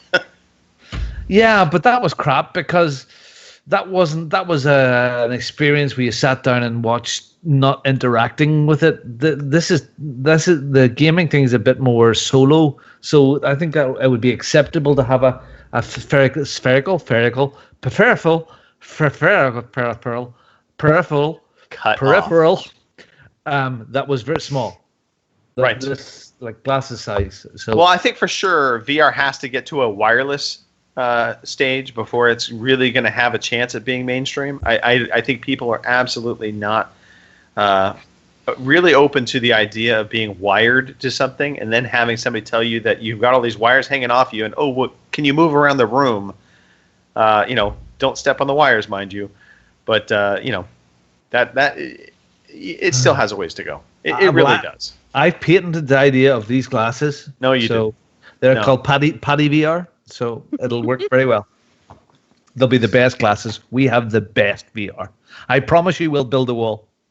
You know what we have? We have the best podcast trivia. Woo! And Rich, we have a jingle thanks to Foo. I don't even know if Rich is still with us. He might not be. He might be asleep. Where's the fucking jingle? Maybe we don't have a jingle. You know. That might be the new jingle. Where's the fucking jingle? G4TE shit. Don't worry about it. Rich, your announcement there was perfectly placed. That's the new jingle. Okay, cool. Sweet. All right. We have some team names. This is exciting for me. So podcast trivia. Basically, each week, Jason Johnson, our lovely Jason Johnson, sends us in 2 trivia questions, usually dealing with video game stuff, sometimes dealing with our extracurricular activities within video gaming, but it's all wrapped around video gaming, and we thank him for that. And so there are multiple choice questions. If you're listening at home, you can play along. Just don't shout out the answer. You don't want to give the things away. I can see that Robin has nicknamed Kim the murdering animal killer. Now, yes, I'm no English major, but doesn't that imply that Kim is actually ridding the world of murdering animals? Yes, animals that commit murder. No, she's murdering animal killers. So basically, Kim is PETA.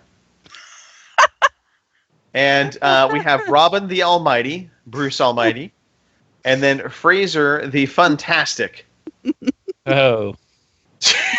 Clearly, that fits like a glove. All right. And a quick recap, because last week Kim got a point, Mark got a point, Nicole still comfortably in the lead, but this is an opportunity, Kim. You are down basically 3 points, as well as Robin. Both of you down 3 points to Nicole. Fraser, you're down 4, but 2 points on the line this week. You could close that gap considerably. Here we go. And also, Jason sent in a quick little note. So I'm going to read the whole thing and then get to the trivia. I said, "Hey, OC crew, I was going to leave a speak pipe, but my headset microphone is giving me problems. So I decided just to include this message in the trivia email. Anyway, enough of my problems. I wanted to just say I am so proud of Nicole and Kim for jumping on the Mass Effect Andromeda train. It is a great adventure, and I hope they enjoy the ride. Also, let me just drop a little note here to say that the whole crew does a great job every week, and we all very much appreciate the time and effort you put into making a great show. Thanks for all you do. No, thank you. We really do appreciate you, Jason. You put in tireless hours thinking up of these trivia questions, and we do appreciate it. He did throw in a special PS shout out to Gary and Courtney DeLever. Yes, you heard that right. Gary and Courtney DeLever. Hope things get better for you guys. They've had a bit of a rough patch. So we wish you guys well. Yep. If you want something to bring you up out of your doldrums, podcast trivia is possibly that's what might do it. First question. First question. Okay. Here we go. Which platform has not received a Call of Duty game? Which platform has not received a Call of Duty game? Is it A? The Switch. Is it A, the Nokia N-Gage, B, the Wii U, C, the PSP, or D, the Nintendo 3DS? Which of these platforms has not received a Call of Duty game? Oh, it's a great question. It is a great question. It really is. A, Nokia N-Gage, B, the Wii U, C, the PSP, or D, the Nintendo 3DS? I will ask you to give me your answers in 3, 2, 1. Sorry, can you say the answers again? Oh, look at that cheat. Jesus, I don't want to be first anymore. I know which All one I want to pick. I know which one I want, but I can't remember. A, Nokia N-Gage, B, Wii U, C, PSP, or D, 3DS? Okay, it's good. I think it's B. Okay, so Fraser has said B. Robin has gone with D. Penis. And Kim, the murderer animal killer, also has gone with D. I can tell you there is a correct answer on the board, and there is an incorrect answer on the board. The correct answer goes to the current second place holders, Robin and Kim, both getting it right. The Nintendo 3DS. That's you get cheating Canada. Yes. Cheating Canada. I think it's quite obvious I wasn't cheating. And Can't be more bloody obvious I wasn't cheating if I tried. Bloody. Don't bloody me. Don't you raise your voice at me, boy. Wow. Oh, here we go. It's getting ugly. All right, fellas. It's getting ugly. Intimidating Nintendo 3DS. A Call of Duty game was released on the original DS, but it has not been released for the 3DS incarnation. I'm racking my brains. N-Gage, I could believe. Right. That surprised me. Some janky piece of nonsense on that. But I can't, for the life of me, remember anything on the Wii U. Yeah, I knew it was either going to be Wii U or 3DS. It had to be one of those two. Sweet. They're not put a Call of Duty game on a kid's console like a 3DS. Nah. They'll put Japanese porn on it, but not Call of Duty. They put one on the DS. So, all There right. you go. Well done, Robin and Kim. Damn. All right. Next question. Here we go. I'm just going to alter this spreadsheet. Alter the I've spreadsheet. tried that. Doesn't How the work. hell do you spell Almightier? Very carefully. All right. Next question. What is the name of the protagonist in FIFA 17 The Journey story mode? Oh, God. What Damn. is Black the Ops name 2? of the protagonist in FIFA 17 The Journey story mode? Is it A, Jordan Riley, B, Alex Hunter, C, Matthew Donnell, or D, Mark Wright? And I suppose I should be saying this in a proper accent. Is it A, What was the Jordan question again, Riley, B, Alex Hunter, Wow. C, Matthew Donnell, Make him stop. or D, Mark Wright? What the fuck was that? What was the question? I missed the question. So I was looking up Call of Duty games on Wii U, and they released, they released Ghosts and Black Ops 2 on You the were Wii U. wrong. I know, but I don't. Well, I ain't happy about it. Believe it. I'm not doubting the answer. I just want to know where I got it wrong. How did I get it? Stay so wrong? away from the Yeah. Google. All right. What is the name of the protagonist in FIFA 17 Journey story mode? Oh God. Is it A, Jordan Riley, B, Alex Hunter, C, Matthew Donnell, or D, Mark Wright? I will not give you the accents again, I promise. Darn. Go on. All right. A, Jordan Riley, B, Alex Hunter, C, Matthew Donnell, or D, Mark Wright. Please give me your answers in 3, 2, 1. All right. We have two different answers once again. Let's see if anybody has gotten it right. I can safely say that there is a correct answer on the board. Both Fraser and Robin have gone with B for Belland. And Bell Kim N. has gone Bell with A for Apple. Of course, it's going to go to the Bellans. Nice. It is Alex Hunter. Well done, Robin and Fraser. Yeah. Nicole, I'm at your back door. And that's not what I mean to say, really. All what she wanted to hear. Well, yeah, Robin. Done. Robin gets 2 points this week. Kim with a nice single point pickup. And Fraser, you also get a single point pickup. I'll take a point. Yeah. How can you not love taking a point? So that puts Robin literally on Nicole's backside. 7 points now, Robin. Just one shy. Yeah. And maybe you can sneak onto the show next week because I hear that Fraser is hosting next week. So it would be a golden opportunity to try and get some more points. Also, Kim, that would be a good opportunity for you. Not so much for you, Fraser. Would you kindly? Would you kindly? All right, let's move on.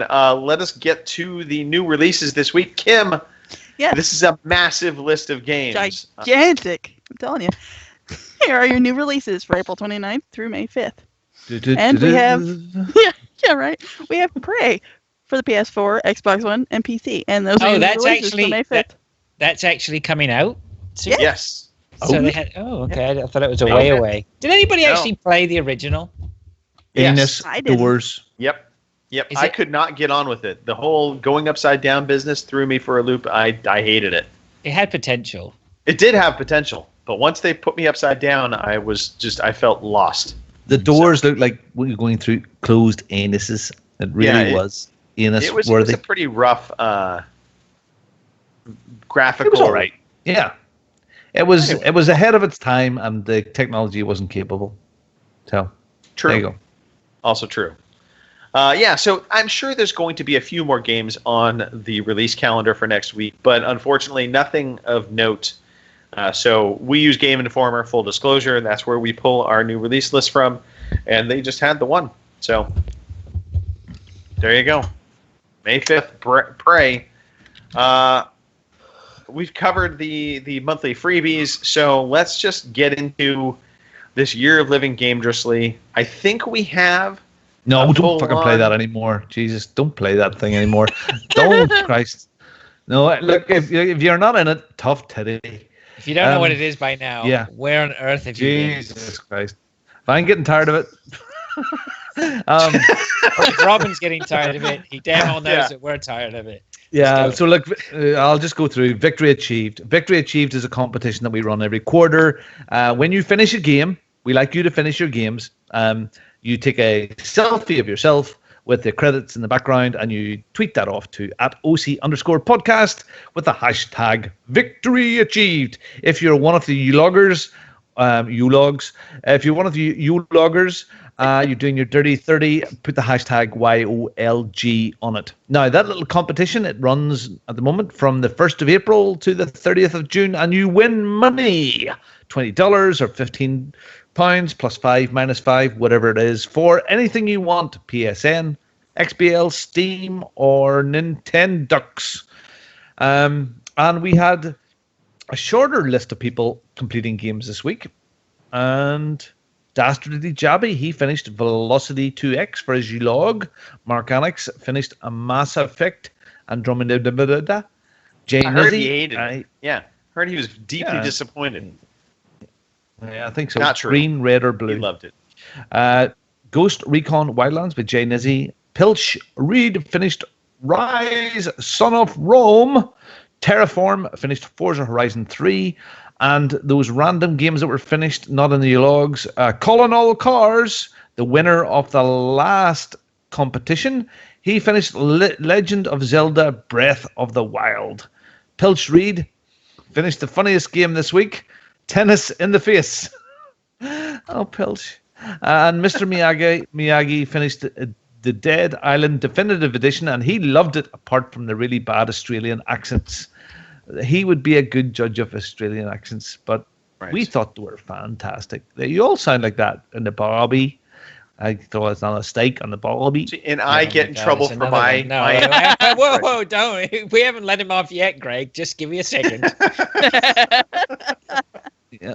Please don't ever do that again, Robin. On the Barbie? No. Hey, you know what? Real quickly, Rise, Son of Rome. Is it a good game? I really liked that game. The biggest flaw, and it was a massive big flaw with that game, was the fact that the character creators, the developers that were in charge of creating the different characters for that game, apparently stopped after 3. Yeah. Yeah. If there had been another 4 or 5 baddies in it, it would have been really good. Yeah, But or even just different hats. Something. Just make them look different. Yeah. Well, yeah. You want to get ahead? Get a hat.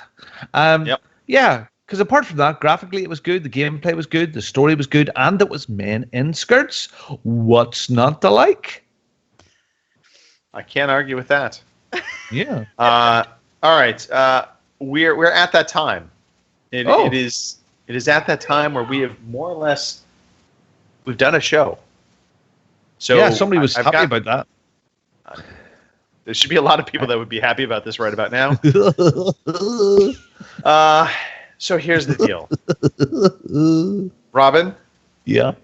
We have not yet received a new version of Charlie Bop's closing notes. Yeah, with insert name here. Yeah, I know. I'll maybe get it done tomorrow. It's a bank holiday weekend here. Do you have a bank holiday weekend for May Day, Monday? No. Oh well, we civilized. What we have on Monday is called work. Right. Yeah. Well, I don't. But the 5th, we also don't have a holiday, but we will drink like fish on the 5th because we embrace our Mexican brothers and celebrate Cinco de Mayo. Salted Day, Cinco de Mayo. What is it? Cinco de Mayo. Cinco de Mayo. Yes. Is that with all the skulls and stuff? No, is that the one? No, that's Day of the Dead. Oh, okay. Yeah. No, Cinco de Mayo. Cinco de Mayo is a celebration of Mexican independence. Although I believe, I'm almost positive it's actually not on the correct day, but we don't care. Corona has made it a holiday. Speaking of which, Better Call Saul has started to get really good. This new series, episode 3 is now starting to get brilliant again. So Better Call Saul, recommendation. Watch that, bitches. Yep. And Fargo season 3 started back up. Really? Oh, yeah. Oh, wow. Yeah. Yep. Lots to watch. Oh yeah. You betcha. Fargo. Oh yeah. You betcha. Oh yeah. All right. If you ever heck again. Oh heck. Yeah. Okay. Brilliant. The voice of God. Okay. The voice of God. Do you know what? There's nothing like a grown-ass man sitting around watching Fargo practicing his Minnesota accent. I did that. I really did that. I swear to God. It was not. I was going to try and do a podcast with a Minnesota accent. It didn't go well. It's about as bad as my English accent. I destroy most. Canadian is one I just cannot get my head around whatsoever. I can't oot. Because Fraser's, he said a few things tonight which have been very Canadian, and I just can't get my chops round it at all. Well, if you just throw in an A. Yeah, just throw in an A, and that's probably... How's it going, A? Good, A. A. Yeah. A. Yeah, A. No way, I A. We're going to move along, eh? Yeah. All right. Anyway. Be part of the show. Be part of the conversation every Saturday. Twitch.tv/OC Podcast. Also on Beam. Also on YouTube. 11 p.m. UK. 3 p.m. on the West Coast. And if you're stuck in the middle, on the East Coast, 6 p.m. your time. You can email the show like Jason Johnson did. Send lovely trivia if you want. We'll take other people's trivia, but we really would love to hear from you. Podcast@ocpod.com.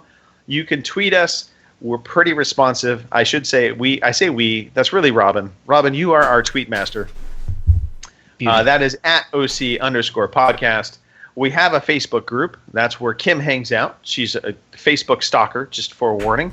fb.ocpod.com. But, reach out to her on Facebook. Ask her how to cook up a raccoon. She'll let you know. She's got a few different recipes. iTunes and Stitcher, we're on there. We would love reviews because, of course, the more reviews we get, the easier it is for other people to find us. And lastly, and most importantly, we have a lot of clubs on a lot of different video game consoles. So if you are on the Xbox One, we have a club called OC Podcast Club. If you're on the PS4, we have a club called OC Podcast Community. Not really a club, it's a community, but they're similar yet different. On Steam, we have a group different from a community or a club. That's called OC Podcast, all one word, group. And then on Discord, because Discord is a thing that we do. We do everything. In Discord, just look for our OC Podcast server, and you can join the Discord. Yes. All right. I hear margaritas are blending in the background. Ooh. Oh, I thought it was rain. I thought it was rain a second ago there. No, that is the margarita firing machine. Yeah. Life is brilliant. I can't wait to drink margaritas with you because we don't drink them at all. Oh, we're definitely having margaritas when you come out. Yes. Oh, yeah. I can see we send the girls to bed and we'll chat to the wee small hours. Oh, yeah. There will be some hangovers for your next day trip. Oh, yeah. All right. Okay. Let's wrap this show up. Kim, any shout-outs for you? Yeah. We have our shatters over here. We have Baron von Glauer, Batch, Faye Gwent, Cussigan 5, RCGC, and Teflon 12, of course. And I want to give a special shout-out for RCGC Sarah because she let me know that Andromeda is on sale. So, thanks for that. And you can find me on Twitter. I'm at GamerGirl27 there, and on Xbox. So if you apparently want a raccoon recipe, come find me. I'll fill you in. So yeah. And what about Batch? Batch was there, wasn't he? Batch. I said Batch. Did you say Batch? Yeah. I said Batch after Baron von Glauer. Yeah. Oh, Baron von Glauer. Mm-hmm. Indeed. See, I want to be at Tank Top's house right about now. That's just not even fair. I know. Strawberry margarita. Oh, wow. I told Look you. at that. Yeah, she's worth another year or two, Greg. Absolutely. I told her. She stuck with me. There you go. Happy to be stuck with you. Yep. It literally is till death do us part. One way or the other. Yeah. All right. We're going to pass this over to Fraser. Yes, quite. Yes. Yes. Maniacal grin. Thank you very much, guys. It's been lovely to podcast with you again, and to everybody who listens. That's pretty much it. Same as normal business as usual. Oh, we never mentioned, though, we are going to be doing some multiplayer tomorrow. Yes. We're just shifting it a little bit, a couple of hours later. So it'll be 7 p.m. in the UK, 2 p.m. Eastern Standard, and I believe that's 11 in warm climates. Right. 11 a.m. So the Halo 5. Be there or be awesome. square. Halo 6? We never talked about Halo 6. That's because it's not a thing yet. It's been talked about. Not really. A little bit. Sort of. Larry was talking about it. I know. They acknowledge the fact that they want to go back to Master Chief. Yeah. Big shock. You're right. Okay. Yeah. We'll have more to talk about that in a few weeks. Robin. Yes. Shoutouts! Oh, shit. Shoutouts. Okay, well, my name's Robin Tate. I'm in Ballymena, Northern Ireland. You can get me at Bongo the Scene. My telephone number is 0783. No, it's my email address is robin@ocpod.com, and you can find my blog at bongo.ocpod.com. I'd like to shout out John Mouse because he likes some of these books, so we've been listening to. Good lad. Mr. Miyagi, you've got a lovely haircut. And SLH, please send me your victory achieved for Mass Effect. And Dan, Hardly Dan, we need to talk to you because Dan's doing a charity event very, very soon, and he needs to give us some information so we can talk about it on the podcast. I think he's going to do a 24-hour or something like that gaming session for charity. Did I not hear also he was going to go on a date? Oh. Yes. Ooh. I thought I saw that. Yeah. It was on Twitter, yeah. Yeah. It's on Channel 4? Also on Channel 4. Mm-hmm. Cool. Good luck with that, Dan. Good luck with that. Yeah, and thank you. I love podcasting with you guys. And Fraser is not a bad lad whatsoever. And Kim is thanks, love. Dangerous. Thank you. And Greg, it's disturbing watching you in that tank top. It really does look. Watch it, Skippy. Yeah. Watch it. Okay, I'll stop now while I'm ahead. Richard Webster, do you want to say hello to anybody? Yeah, we actually have a competition winner. Oh yeah, God, yes, that's right. Yes, we didn't talk about that. Yeah. Yeah, we're giving away Inside we really this week. Suck at this social thing. I know, yeah. We're giving away Inside on PC for the Steams. We put a thing out on Twitter saying retweet to enter. We'll probably do this more often because I have Humble Monthly now, and I own the games already. Ooh. So just give them away, Give them away. As you do. I signed up to get The Witness. You pay like $12 and you get The Witness, and I was like, yeah, that's a bargain. The Witness is all right, by the way. I've not been on in a while to talk about games, but The Witness is all right. So yeah, the winner is Pete Terraform off Twitters. Oh, very good. So well done, Pete. There you go. Yeah, I'll send you a link or whatever. Boom. Right. Yeah. Oh, shout out to my missus. I said to my missus before. It's about 8 o'clock. I was like, babe, I'm a bit hungry. Go to the shop and get me some muffins. And she went, no, it's all right. I'll make you some scones. So she made me some scones, homemade. What can I say? Ooh. There you go. Misogyny is alive in the Webster house. So yeah, homemade scones for the win. Anyway, that's it. Absolutely. Nice. All right. Scones. I guess that leaves me. It does. Well, a big thank you to Robin, Fraser, and Kim.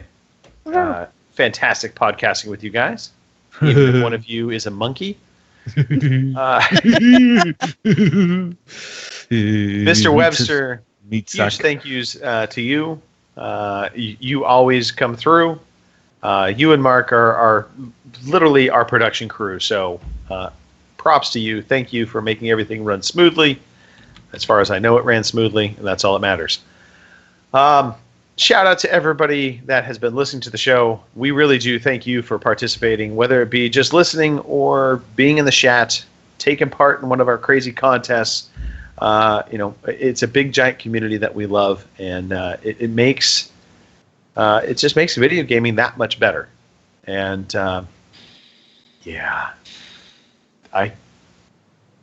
sometimes you just had a loss of words. Robin Tate, you put me at a loss for words. It's weird because right now with that hat on and the glasses, you kind of look like Michael Pachter to me. I don't know why. A little bit. Anyway, yeah. But yeah, so thank you to everybody for listening. Catch us again next week. Big shout outs to Gary and Courtney again. Shout out to Mark Wright, who I accidentally have called twice now over the past week when my phone has been in my pocket. Pocket call. Mark, sexy. Totally pocket call, man. And so, sorry about that, Mark. It's like a booty call, but from your pocket. Totally a booty call. Thankfully, just pitch black in there. Yeah. Is that right? Is that normal? Are you two-tone? And on that note, Rich, fire up the music. We're done.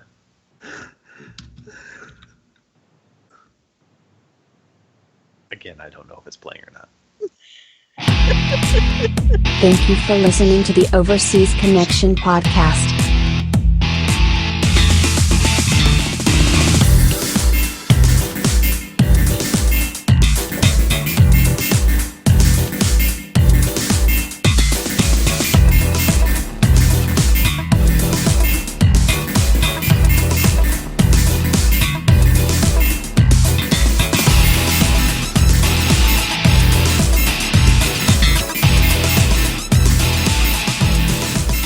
See you same time next week.